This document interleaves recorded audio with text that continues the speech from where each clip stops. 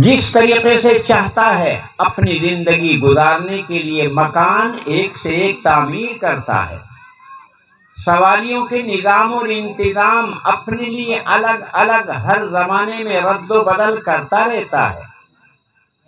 اگر چاہے سواری زمین پر چلے ماتحت اور تابع ہو کر، چاہے آسمان و زمین کے بیچ میں اڑے، وہ سب کیا چیز ہے؟ اللہ کی ذات، جس نے انسان کو یہ قوت، یہ طاقت دی کہ وہ جہاز کی صورت میں، سیارے اور طیاروں کی صورت میں انہیں اپنا ماتحت اور تابع بنا کر جہاں چاہتا ہے اتارتا ہے، اڑاتا ہے، لے جاتا ہے۔ یہ سب کیا چیز ہے؟ یہ ایک انسان ہے جسے اللہ نے ہر چیز پر جو پیدا کی اسے اختیار، قدرت، قوت، طاقت دی، مگر کہیں سے دی؟ علم سے۔ علم انسان کو کمالات کو ظاہر کرنے کا ذریعہ ہے، اسی لیے ذات باری تعالیٰ نے ہمارے آپ کے سب انسانوں کے باپ حضرت آدم علیہ السلام کو دنیا کی ہر چیز کا علم دیا تھا کہ یہ کیا چیز ہے، کس کام میں آئے گی، کیسے ہم اس سے نفع لیں گے۔ تمام کی تمام چیزوں کے نام اللہ نے آدم کو، ہر چیزوں کا کام اللہ نے آدم علیہ السلام کو سکھا دیا تھا، اور اسی طرح سکھاتے سکھاتے ذات باری تعالیٰ نے لاکھوں انبیاء بھیجے، ان کے ذریعے انسان کو ہدایت کی باتیں، رہبری کی باتیں، دعوت کی باتیں، علم کی باتیں سکھانے کے لیے آئے۔ تمام نبیوں کے آخر میں نبی کریم صلی اللہ علیہ وسلم تشریف لائے، اور جتنے نبی پہلے آئے تھے، جو علوم انہیں دیے گئے تھے تنہا نبی کریم صلی اللہ علیہ وسلم کو وہ سب علوم عنایت فرمائے گئے، اور ان کا مجموعہ قرآن پاک ہے۔ اسی لیے قرآن پاک ایسی کتاب ہے وَلَا رَطْبٍ وَلَا يَابِسٍ إِلَّا فِي كِتَابٍ مُبِينٍ، ہر چیز قرآن پاک میں موجود ہے، ہر چیز کا علم اللہ تعالیٰ نے قرآن پاک میں دیا ہے۔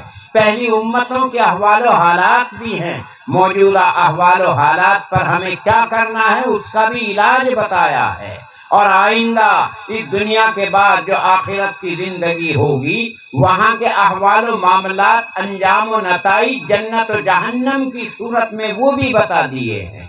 تو اسی لیے نبی کریم صلی اللہ علیہ وسلم کو تمام نبیوں کا امام بنایا، تمام نبیوں کا سردار بنایا۔ کیوں بنایا؟ جو سب سے بڑا عالم ہوتا ہے وہی امامت کا حقدار ہوتا ہے۔ مسجد میں بھی نماز با جماعت ہے تو ایک تو امام متعین کر دیا، وہ تو الگ بات ہے۔ اگر امام متعین نہ ہو تو محلے میں لوگ ہوں تو سب سے پہلے امامت کا حقدار کون ہے؟ جو سب سے زیادہ عالم ہوگا، سب سے زیادہ عمر رسیدہ ہوگا، سب سے زیادہ تقوی والا ہوگا، تو عالم کا مقام سب سے اعلیٰ اوپر ہوتا ہے۔ اسی لیے جانور اگر ان کو ذرا سی بات خاص آ جائے تو ان کی بھی بہت بڑی فضیلت ہو جاتی ہے۔ ایک کتا عام کتا ہے، اور ایک کتے کو اگر شکار کرنے کے سکھا دیا گیا تو اس کی مالک بڑی عظمت، بڑی قدر کرتا ہے، کوئی کچھ کہہ بھی نہیں سکتا ہے کیونکہ وہ شکار کرنا جانتا ہے۔ علم تو سر چڑھ کر کے بولتا ہے۔ حضرت سلیمان علیہ السلام کے لشکر میں ہدہد نامی ایک پرندہ تھا، اللہ نے قرآن پاک میں اس کا قصہ بتایا ہے۔ زمین پر چونچ مار کر وہ بتا دیتا تھا، اسے اللہ نے علم دیا تھا یہاں پانی نکلے گا، میٹھا نکلے گا، آسانی سے نکلے گا، کتنے گہرے میں نکلے گا، وہ خود بتا دیتا تھا۔ ایک مرتبہ ضرورت پڑی، موجود نہیں تھا وہ پرندہ۔ حضرت سلیمان علیہ السلام جو پوری مخلوق کے بادشاہ تھے، زمین آسمان یہاں تک کہ سورج کو بھی اگر کہہ دیتے ٹھہر، سورج بھی ٹھہر جاتا تھا۔ حضرت سلیمان علیہ السلام کی یہ خاص بات تھی، ہر چیز اطاعت کرتی تھی حضرت سلیمان علیہ السلام کی۔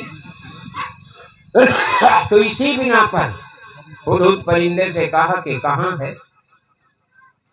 نہیں ہوں موجود تھا، بعد میں آیا، آنے کے بعد معلوم کیا کہاں تھے؟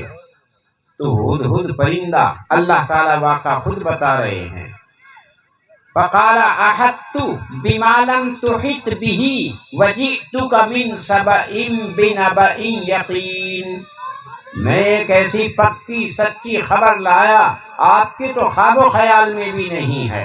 ملک سبا میں ایک عورت ہے جو وہ بادشاہت کو اختیار کیے ہوئے ہے، اس کا تخت شاہی ایسا اور ایسا موجود ہے، لہذا میں وہاں سے آپ کو خبر دے رہا ہوں۔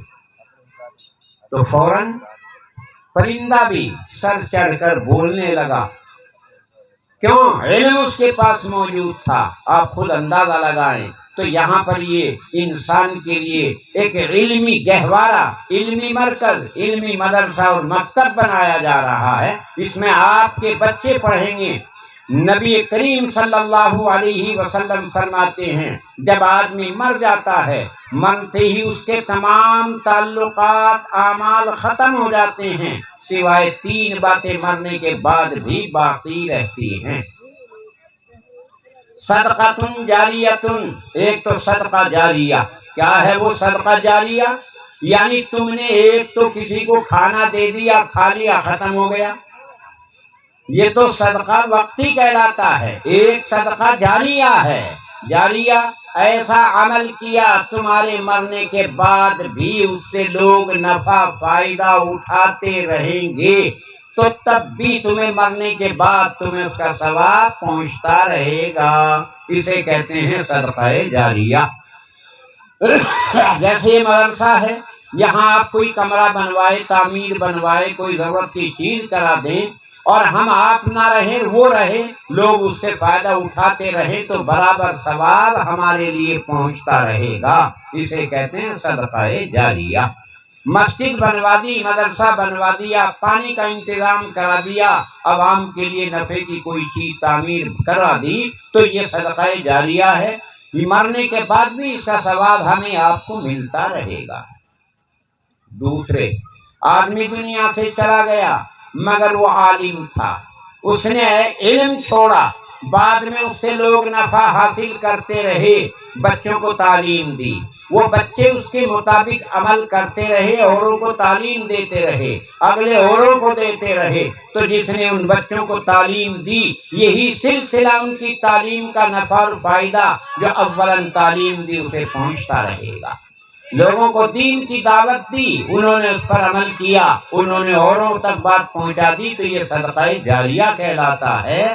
یہ علم ہے جو مرنے کے بعد نفع حاصل کر رہے ہیں، اس کا بھی ثواب علم پہنچانے والے کے لیے پہنچایا جاتا رہے گا جب تک بھی اس سے فائدہ حاصل ہوگا۔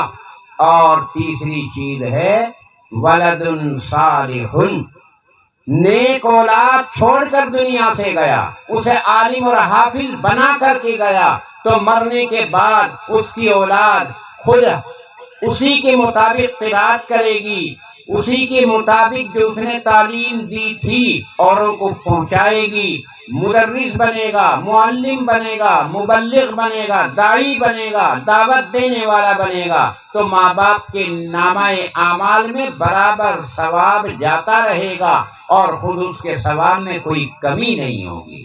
تو یہ آپ لوگوں کے لیے بہترین ایک موقع ہے جو صدقہ جاریہ کا بھی ہے، علمی نفع کا بھی ہے، اور اولادوں کو تعلیم حاصل کرنے کا ایک موقع اور بہترین مرکز یہ آپ کو دیا جا رہا ہے۔ آپ کے مدرسے کے جو ذمہ دار ہیں، جو منتظمین ہیں، وہ آپ لوگوں کو یہاں آنے کی دعوت دی ہے، اس موقع سے آپ فائدہ اٹھائیے اور اپنے مدرسے کی ترقی کے لیے اسباب پیدا کیجیے اور اپنے بچوں کو یہاں تعلیم کے لیے بھیجیے۔ اللہ تبارک و تعالی ہمیں اور آپ کو اس کا اجر عظیم دنیا اور آخرت دونوں جہانوں میں دیں گے۔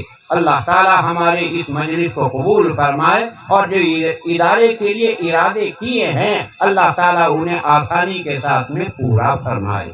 وآخر دعوانا ان الحمدللہ رب العالمین۔ کیا کرنا دعا؟ جی جی جو حضرات ادھر ادھر کھڑے ہوئے ہیں تھوڑی دیر کے لیے بیٹھ جائیں۔ اب یہ آپ کے جلسے کا آخر ہے، دعا ہو رہی ہے، درود شریف پڑھیے۔